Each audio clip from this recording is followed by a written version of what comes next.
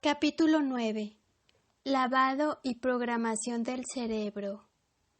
Tenemos ciertas ideas preconcebidas acerca de la ubicación en el espacio, que han llegado hasta nosotros a partir de ancestros simiescos. Sir Arthur Eddington. Espacio, tiempo y gravitación. La mayor posibilidad utópica que tenemos ante nosotros es también el más grande terror distópico. Estamos aprendiendo más y más acerca de la pragmática del cambio cerebral. Cómo alterar el cerebro de alguien con el fin de ponerlo en una realidad totalmente nueva. Las visiones de 1984 y Brave New World se acercaron a este mismo concepto, pero también estamos aprendiendo a cambiar nuestros propios cerebros, aprendiendo a utilizarlos para la diversión y el beneficio más que para la miseria y la robotización. Hay visiones de la superhumanidad implícitas en cualquier percepción de lo que esto significa. El cerebro se puede ajustar, como un televisor, para desactivar cualquier canal y para atraer un nuevo canal. Esto es lo que los veteranos de la revolución neurológica, década de 1960-1970, sabían. Esta es la principal amenaza y a su vez la mayor promesa de nuestro tiempo. Considere las alternativas cianuro y sincronicidad. En noviembre de 1978 yo estaba en Seattle para ver la obra teatral de 10 horas que Ken Campbell había hecho de la trilogía Illuminatus. En el transcurso de la obra hubo una escena que Sea y yo, los autores, habíamos olvidado casi por completo en los 7 años desde que los libros fueron terminados en 1971. La escena era sobre un Mesías loco que le ordena a 3.300 de sus discípulos robots suicidarse, tomando cianuro. Los autómatas obedecen y cada uno toma su cóctel de cianuro. Sea y yo habíamos escrito esta extraña secuencia para ilustrar los extremos a los que puede llegar el lavado de cerebro. Ambos lo considerábamos una fantasía extravagante para fines satíricos, una exageración de este tema serio. Sin embargo, mientras los actores en el escenario representaban esta fantasía, todos los televisores y el periódico estaban describiendo exactamente la misma especie de comportamiento masivo zombie. Nuestro gurú loco ficticio era Adolfo Hitler, en noviembre de 1978. Pero mientras la obra se llevaba a cabo, otro loco gurú, James Jones, había desempeñado toda esa secuencia en la realidad. En la Guyana había ordenado beber cianuro a 900 de sus seguidores robots, y todos ellos le obedecieron. Resulta particularmente interesante para mí que Jones había montado su Ocaso de los Dioses, mientras que nuestra obra estaba siendo estrenada en Estados Unidos. Fue aún más interesante que la herramienta para el suicidio masivo en nuestra ficción y en la realidad de Jones hubiera sido cianuro. Carl Jung, el psicólogo, y Wolfgang Pauli, el físico, tenían un nombre para estas coincidencias peculiares. Las llamaron sincronicidades y dijeron que representaban el principal acausal y holístico en la naturaleza que actúa fuera del pasado, presente, futuro lineal del tiempo newtoniano. Pauli, al igual que la mayoría de los científicos cuánticos, era consciente de que estos eventos subatómicos no se pueden entender en términos newtonianos y que requieren algún tipo de acasualidad, indeterminismo o de holismo, superdeterminismo para ser explicados. En cualquier caso, la distinción entre el observador y el observado se quiebra. Lo explicaremos más adelante. Jung, a su vez, había observado que tales sincronicidades, coincidencias raras, tienden a ocurrir cuando ciertas estructuras profundas en la psique se activan. Él supuso que estas estructuras se encontraban en lo que él llamó el nivel psicoide, por debajo del inconsciente colectivo, donde la mente y la materia aún no están diferenciadas. La espuma cuántica de la cual emergen la materia, la forma y la conciencia. Pero esperen, esto se vuelve aún más raro. De heredera a ladrona de bancos. Cuando Patty Hearst fue secuestrada por el ejército simbionés de liberación el 4 de febrero de 1974, ella era una joven heredera normal. Ella asistía a un colegio normal, tenía un noviazgo normal y había fumado una cantidad normal de hierba, como cualquier joven heredera de la época. 57 días más tarde, se había convertido en una nueva persona, con un nuevo nombre, Tania, y estaba viviendo en una nueva realidad túnel. Patty era heterosexual, pero Tania era bisexual. Patty había aceptado ampliamente la realidad túnel de la familia Hearst, con solo algunas modificaciones típicas más liberales de su grupo de edad. Pero Tania fue una revolucionaria violenta y fanática. Patty había sido respetuosa con sus padres, pero Tania los llamó públicamente mentirosos corporativos y los criticó por haberse involucrado en un complot capitalista para asesinar a la gente pobre de los Estados Unidos, hasta el último hombre, mujer y niño. Mientras Patty había sido buena, cortés y ciertamente no violenta, Tania tenía una foto suya con una metralleta y colaboró en al menos un atraco a un banco y tal vez cometió otros delitos graves. ¿Qué había sucedido? Cuando Patty, Tania, fue capturada y llevada a juicio, la defensa alegó que le habían lavado el cerebro.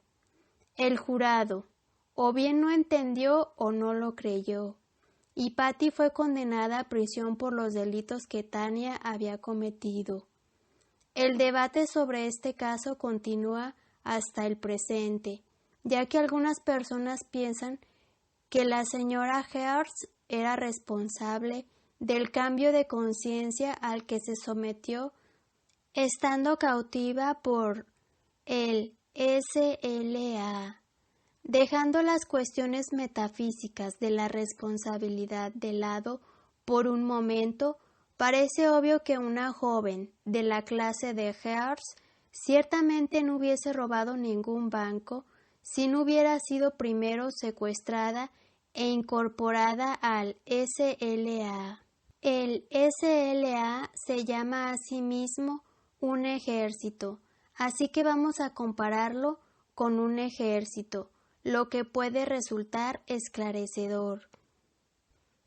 A uno no lo secuestran para llevarlo al ejército de la misma forma que Hearst fue secuestrada por el SLA, pero el proceso no es del todo disímil.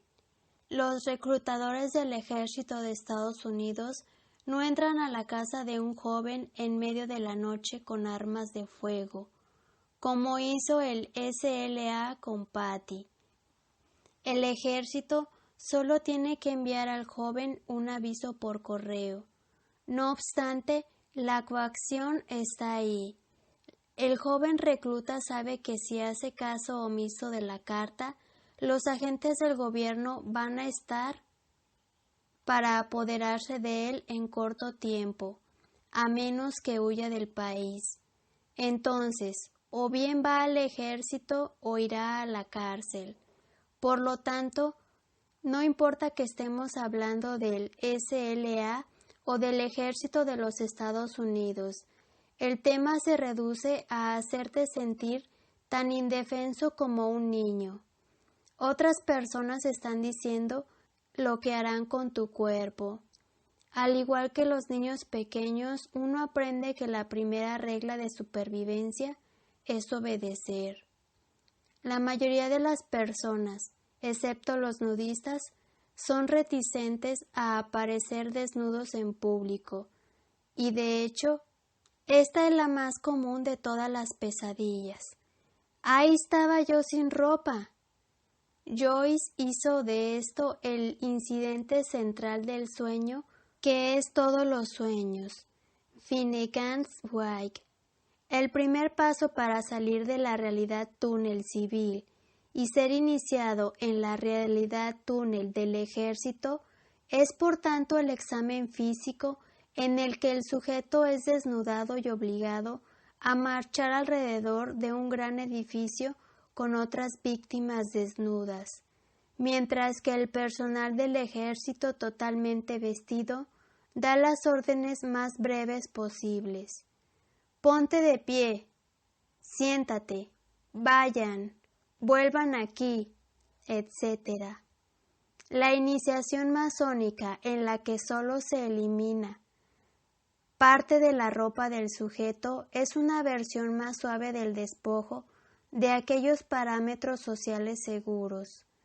Realmente el sujeto es despojado de todo el sistema social en el que ha vivido antes de ser capturado por el ejército de Estados Unidos o el simbionés de liberación.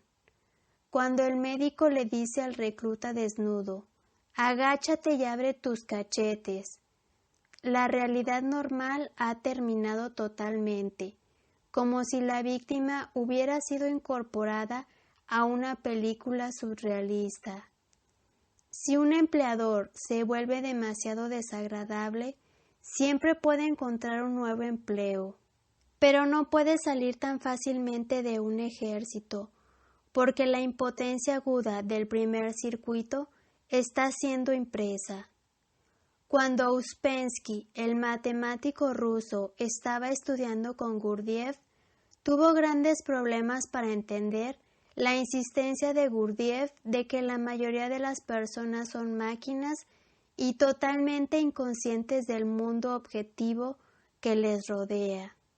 Entonces, un día después de que la Primera Guerra Mundial había comenzado, Ouspensky vio un camión lleno de prótesis, de piernas artificiales.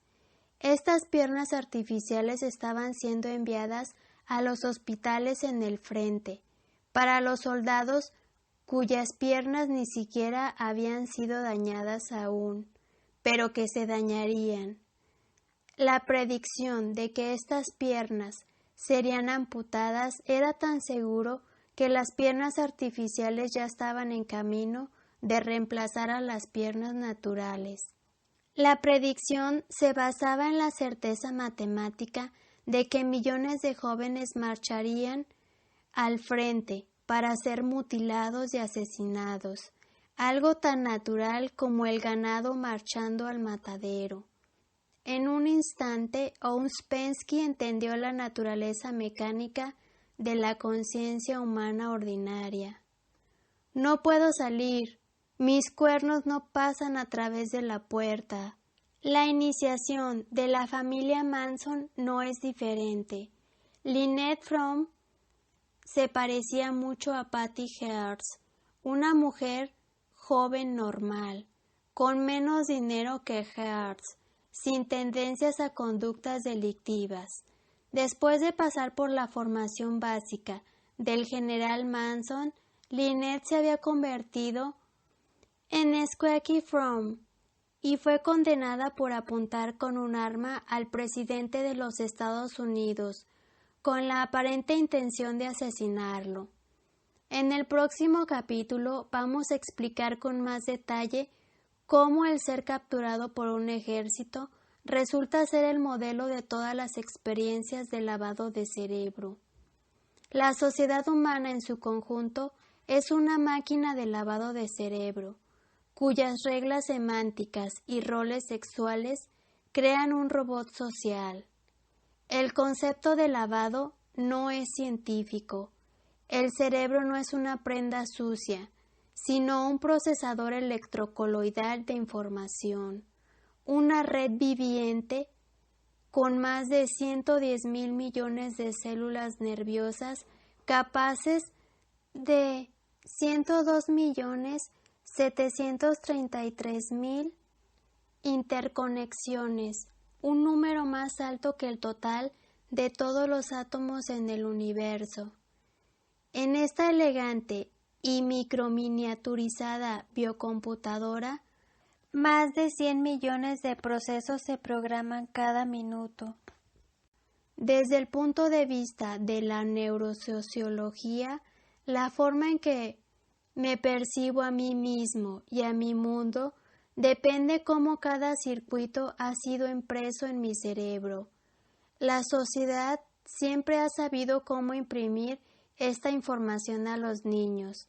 El proceso se llama culturización. Eso explica por qué los hijos de los católicos tienden a ser católicos. Los hijos de los samoanos encajan en la sociedad de Samoa. Los niños de los comunistas se vuelven pequeños comunistas, etc. Cada generación le lava el cerebro a la siguiente. El cristianismo, el budismo y el islam, entre ellos, son las instituciones más potentes de programación de cerebros de este planeta. Aproximadamente la mitad del arte y la filosofía de la raza humana, la arquitectura, la música, la pintura, la literatura, las grandes ideas se han visto influidas o impulsadas por estos tres grandes sistemas de la teología. Esto no denigra las contribuciones del confucianismo, el judaísmo, el hinduismo, la ciencia moderna, etc., sino simplemente hace hincapié en cómo las mayores civilizaciones han sido moldeadas por los cuatro creadores de estas tres omnireligiones: Buda, Mahoma, Jesús y San Pablo. ¿Qué tienen en común estos cuatro hombres? Como Aleister Crowley señaló, no existe ningún punto de la doctrina, ningún punto en la ética, ninguna teoría de la posteridad que compartan, y sin embargo, en la historia de sus vidas nos encontramos con una identidad en medio de muchas diversidades. Buda fue un noble hindú común y luego experimentó un cambio cerebral rápido y después se convirtió en un gran maestro.